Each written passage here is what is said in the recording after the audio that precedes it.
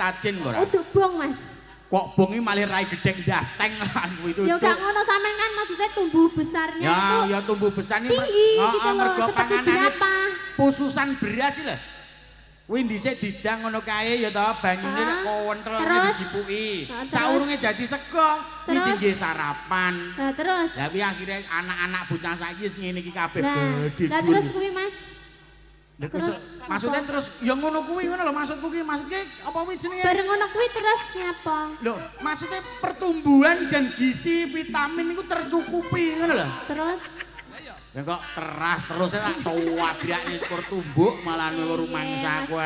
Diajeng Putri sowan ana ing daleme Bapak Susilo adalah Ibu Diah ya to. Bapak Susilo kali Ibu Diah. Heeh, anggene anyekseni awake dina iki Malakrama Putri tercinta.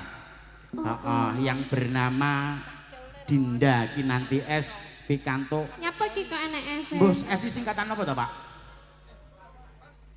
Napa? Sarinastiti.